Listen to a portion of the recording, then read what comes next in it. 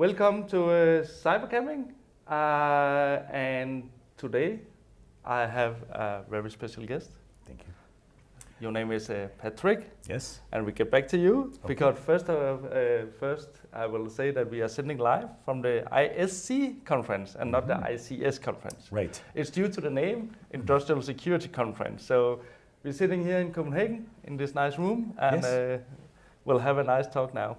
Another thing I normally say is that our what we say today is our private opinions and not related to the jobs that we have. Right. So now we can talk free. Okay. That's amazing. Hi. Yes. Welcome, Patrick, and thank you for your time here. Yes. Happy to do so. Yeah. So, Patrick, normally these interviews, I start to ask the guest, could you tell your story here? Where did it all start? How did you come into to cybersecurity? What have you been doing before? Yeah. Is there any threats you can see from your previous, your first jobs and into this? So, could you give me a tour into it? Sure. Yeah. I actually went to college for microbiology. Oh, so that's something else. And I got all the way through the process as a microbiology student and a scientist. And at the same time, I had my father ran our family business, was in the telecom space. So of course I was working in telecom while I was going to college. Yeah. And this is back in the analog days, back when there were analog phone systems. And which country are we talking about here? This is in the U.S. In the U.S.? Yes, No, in the U.S. I was actually born in Germany. Then went to the U.S. for most of my young days, all the way through college. And still there, and we'll get to this soon, but have some time in Germany now. So I did microbiology, was working in the family business, and we did a lot of telecom work for industrial facilities. So I was working with manufacturing plants, large-scale agriculture, various different things back then in the early days. Like I said, we still had analog protocols. Analog protocols, things like Conatel 300 baud were some of the things we were working with. This is old. But and before any internet connections. Oh yes, well before the internet. The life was heavier than. My first program was in ASCII cards, for example. Oh, amazing! So, the sequence. So I've been around a little while, and then just being around that industrial world. As a telecom person, I was actually really fascinated by it. So I ended up leaving science and going into technology. And we replaced multiple phone systems. We started wiring and configuring, like back then they were co-location facilities, which is now the modern data center. So I got into it that way. And I've been around industrial protocols kind of since we had the analog to digital days and conversion. This is the late 80s, so it's been a while. Yeah, and the switch, when did that come, the focus on security and in this world, was it just something you did, or? We were isolating the systems. They were mostly just, they weren't truly air gap, they still had some dial-up capabilities and there was some telemetry, so we called it an air gap, but it was still connected in some way. And then the internet happened and of course we connected everything. But so it wasn't so much security then as it was just making it reliable. Right, exactly. It's been that way since then. We just added security into the keep it reliable concept. Yeah. Yes. And what are you doing now? I know your company name is the most coolest company name from Ohm's law, right? Yes. I cannot tell about Ohm's law, but I know one of these is definitely a part of it. So what are you doing now? I had Ampere was my name originally. Yeah. I couldn't keep the name globally, so once I opened up an office in Europe, I had to change it to Ampyx, A-M-P-Y-X. Okay, but it comes from the Ampere. The root is from Ampere, absolutely, and it's. Of course, it's a measurement of electricity. It's even the logo is it's a stylized version of the actual engineering symbol for amps. Because my roots are in the electric sector. I've been in the electric sector since the early 90s. Yeah, so, amazing. Yeah. And what does Ampyx help with?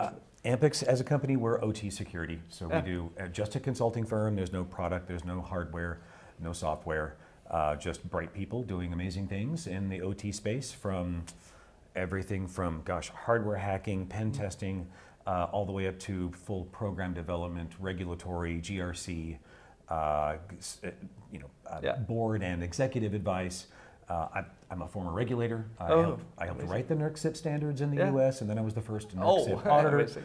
I've helped other countries write regulations, so we have that breadth of like hardware hacking to executive compliance space. I don't know if I want to thank you for NERC because I had to follow it in one company. But it's a good standard.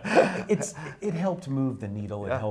It helped at least North America get to a place where we knew everybody was at least doing something in some level, right? It's not perfect by any stretch, but it was a good start to get everybody moving in the right direction, and it made a lot of conversations happen that wouldn't have happened otherwise. Yeah, so, exactly. And what I liked, and now you can tell me I was wrong, but I did like the idea about look which components that are connected, right? So, so you actually started an early zones and conduits indirectly. Yeah. That's my... what was running on this ports and services, so what's connecting to what and what's inside the perimeter. And how deep should the security go, right? Yeah, absolutely. That was the goal. Yeah, amazing. I understood it. That's good. Yeah. So we are sitting here at the conference, and I don't know how many times have you been here? For all of the ones where there was an international day, except for 1 year, was last year. I couldn't make it out. I was scheduled to be here. I was even scheduled to talk. We had the great problem of we took on about 41 clients in a single quarter. Amazing. So that's cool. I just said I'm really sorry, but I have to. My consultants will mutiny from me if I don't stay and help them get through this. So. And why do we come back here to this conference? First of all, I love Copenhagen. Love Denmark. Fantastic community. I speak all over the world. I speak in South America, in Europe, and North America. What I loved about my first talk in Denmark was I'm giving the presentation, and someone interrupted the presentation to ask a question, and it was a really intelligent question, and it was a very enlightened disagreement, and then someone in the audience disagreed with them, and then we ended up almost just tossing the slides out and having this awesome conversation, and I thought, this is fantastic. No other place that I've been to has that level of, I don't know, open, genuine curiosity in a non-confrontational but useful way. I thought it was fantastic. So every time I come back, we always have really bright conversations, thoughtful. The conversations kind of start at a different level when I come to it, most of the Nordics and Scandinavia in general. But being that this event kind of is the biggest industrial event in all of the area, frankly most of Europe for that matter, this is where you come to have those conversations. What amazing. Yeah, that's a good analysis. So the network and the skill sets and the discussions, amazing.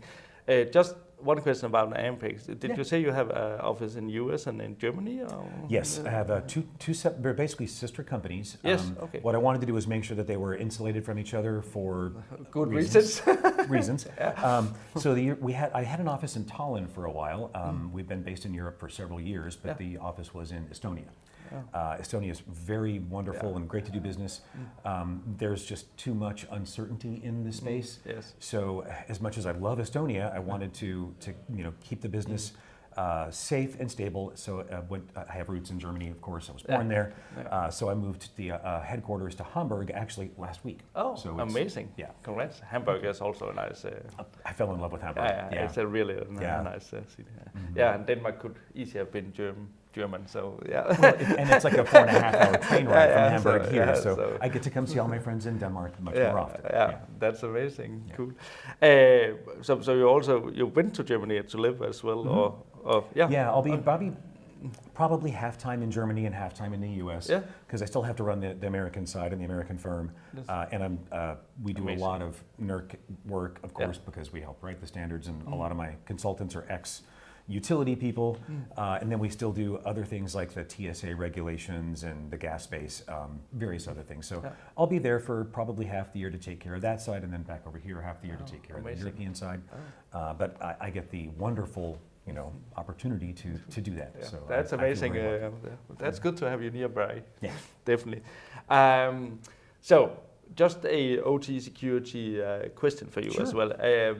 If let's say you was allowed to decide one thing that every company, let's say in Denmark, should go out and do to increase their OT security, you have the power now. Okay. What should that be? I have an answer for this. Yes. And if there is only one thing that you can do, you should do the combination of threat hunting and incident response. Yeah. Because your ability to threat hunt well means that all of the other things like detection and boundaries and identity control and all those other things are there, and they're producing the data that you need to effectively threat hunt. You've got logs, you've got visibility. And then the incident response gives you the capability to do something about it.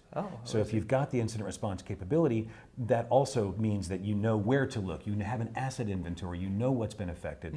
So if there was one thing that actually forced you to do all the other things, it would be threat hunting, incident response combo. Yeah, because you need a certain maturity level to do out. That's clever. So let's say we do that. Now we do that out there.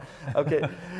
Patrick, I don't have so much more here. It's just a interview about you, and I got really. Do you think you miss anything? You of course can say it. Sure, I would say get out and talk to your people in the community. You need to be part of especially in the industrial space, we have a tendency to focus on what we do. We're always overworked. We never have enough time. We never have enough resources.